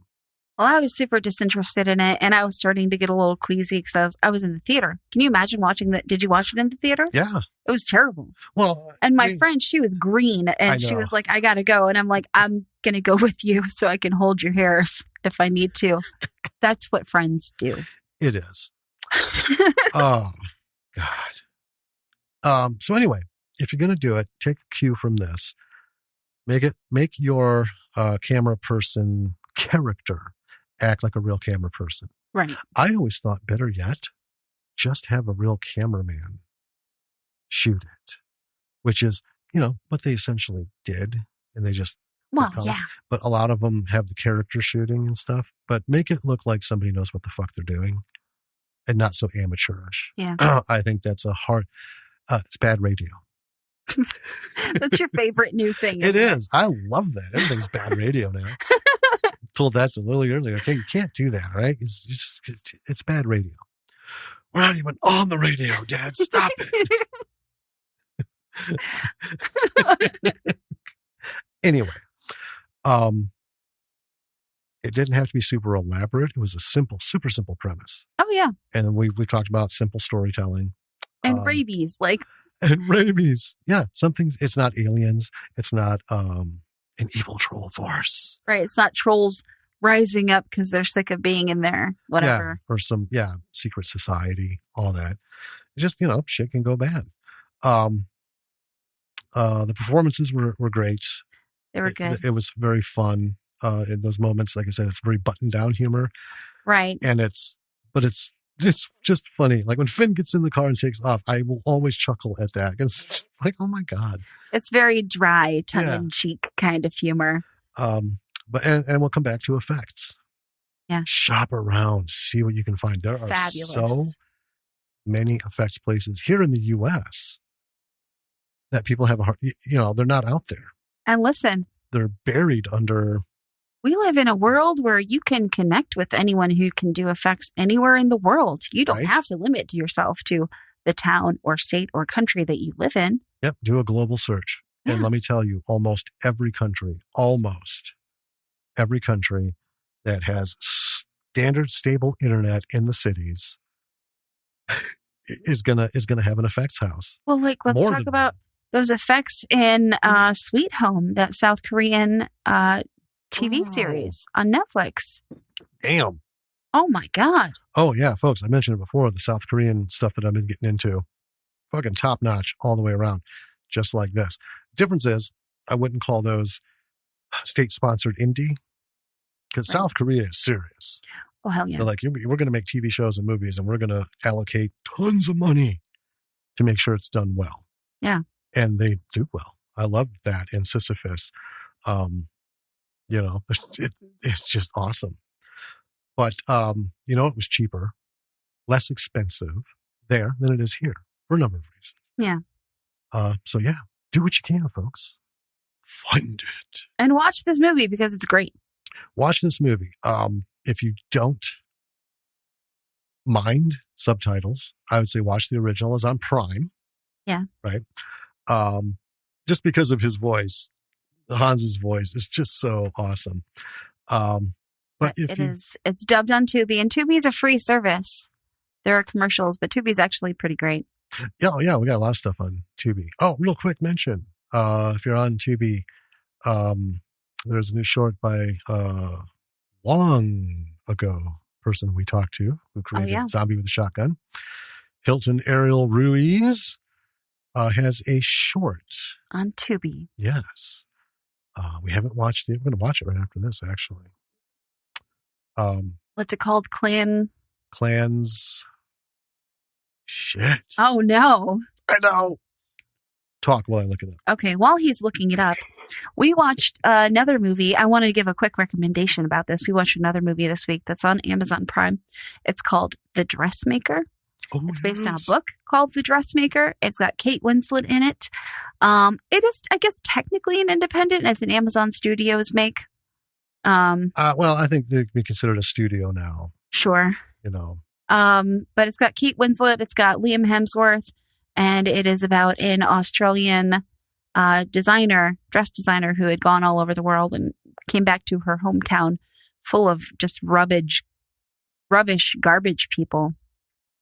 And I don't want to give too much away because it's just absolutely delightful. It did not go where I thought it was going to go. And it was a real treat. It was so good. So good. Did you find it yet? I'm not getting anywhere. Oh, no. Are we disconnected? I swear to fucking God, Charter has been having so many goddamn problems this week. While he's looking that up, and hopefully we'll get internet, I think we can tell you this. Go check out our website. It's www.lordsofmisruleproductions.com. There you can find a whole bunch of stuff. Our blog, information about other projects that we're working on, past episodes of this podcast. Every episode of this podcast. Every episode. Yeah. Links to where you can get this podcast on other platforms. All the platforms? All the major platforms. And there's also an RSS feed that you can just import into whatever platform you use. Email subscription. Mm-hmm. Links to our social media accounts. Yes. We're on Insta. We're on Twitter. I can talk. We're on Twitter. We're on Facebook. We're on Twitter where we do twits. Yeah. And also a link to our Patreon page where you can become a supporter of this podcast. Yeah. So it's called Clans Rules. Clans Rules. It's a short film. It's 23 minutes? Yeah. From Hilton Ariel Ruiz, writer, director, producer. Friend of the show. Yeah. Zombie with a Shotgun. So yeah. There you go. Give that a look. Because when you watch it on Tubi, they get some money. Because Tubi does interrupt with commercials. Mm-hmm. Hey, same with Revenge of Zoe. Watch it. Deal with the commercials. Because you know what? When you're watching those commercials, these fucking people are getting paid. And that's what this shit is about. And I think, I really like Tubi. I think we watch Tubi more than we watch Hulu. In fact, I don't even think we need a Hulu subscription anymore. We watch it so Well, we get it for little. free now. Oh, sure. Because of our cell phone bundle and stuff. So that's why I was saying earlier today, well, we really can't complain because it's free. We just don't have to fucking watch it. And not because I was thinking of canceling it. Yeah. Like the only thing we do is use this as a DVR for 2 shows, and one's canceled, and the other one I don't know if it's coming back. So basically, yeah. But then all of a sudden they're like, "Hey, you're gonna get this for free." Yeah. Like, oh well, shit, fuck it, why not? Yeah. Here's what we use Hulu for. We use it to watch Brooklyn Nine-Nine. Yeah. And that's it. Pretty much. Yeah. So, well, I like to watch MASH now and again. That's good. But anyway. So yeah, go to our website, check out our social media, check out the people following us, check out the people we follow. Those are also fellow creatives and also podcasters. Yeah. Everybody is a creative, and do what you can to support. If that means give a like, if you're going to listen to them, just listen to an episode and give them a like, man. What does it hurt? Listening to us, reach out and give us a like on whatever platform that you're on. Also, maybe give us a rating and a review. Or a rating. Yeah, fuck the likes. Likes do nothing for us. That Facebook bullshit does nothing. Ratings are where it's at. So yeah, give us a rating. Give everyone a rating that you can. If you can, give a review. Yeah. But it's the same thing. Watch these movies. Yeah. You want to know what to watch for B movies and indie film. This is our 82nd episode. Holy crap. All right. So we have 81 previous episodes that are all movies that you can watch. We have varying opinions. There's a couple that we don't want you to watch. Well, there's only one we don't want you to watch. And we say so. It's right in the liner notes. Yeah. Don't watch it. Yeah. For various reasons. I think that's the only one we've ever said, don't watch this one. Yeah. But even ones that we thought were not great and were, we still have good lessons, and we always encourage the fact that they made a film, and which is more than most people do. I love bad movies just as much as I love good movies. Well, yeah. We have seen some stuff that I don't know if we know how to find it, but we've seen a couple of literally VHS. Oh, yeah. Because they were done in the late 80s. So the big VHS shoulder camera with no sound, We watch a lot of movies, guys. I don't know if you have figured that out from watching or from listening to this podcast. There's always shit on in the background. And we do all this. We do that with all this stuff. So anyway, watching movies on these platforms is awesome. Oh, I also want to mention yesterday we received something magical. We did. We received from our good friend, Mr. Eric Schumacher, with the blessing of Mr. Cliff Campbell and Marty Catola, apparently very rare. Yeah. A DVD of Writing Frenzy. Which is unfortunately not available on any platform anywhere to watch. Yep, it's not even for sale anywhere. They should put it up on YouTube or something. I'm gonna start bugging them. Yeah. About put it on Tubi. Put it somewhere. With Revenge of Zoe. Yeah. I mean, yeah. We're so thrilled to watch it. And I hope it does come out because people need to see this stuff. And they should be proud of the stuff. Even if it's like, they say that's a micro budget. Yeah. Where Revenge of Zoe was micro budget. Well, I'd feel bad I don't know if we'll do an episode on Writing Frenzy just because you can't get it anywhere. You can't watch it anywhere. I don't know. I might just to bait them. Do a bonus episode. No, do a full episode. Do a full dive into that fucking thing. And then I'll reach out to each one of them. Eric, Marty, Jeff, Cliff. It's up, man. People are going to start wanting to know. Maybe you should put this bitch out there somewhere.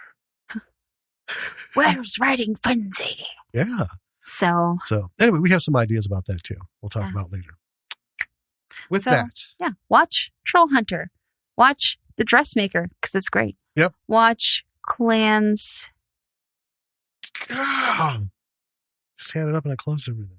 Okay. Clans Rules. Clans Rules. Watch Clans Rules on TV. It's a vampire flick. Yeah. Vampire short. Reach out to all. Netflix is an awesome place to get international stuff. Oh, for sure. So really watch Sweet Home. Watch Sisyphus. Those are series, limited series. They might be second seasons. I don't know. I don't think Sisyphus, is. the way it ended. But, there's just stuff all over. Watch everything because it's going to expand your knowledge. I tell you, we have, at least I have, enjoyed all these foreign films way more than most stuff that's done here. Yeah.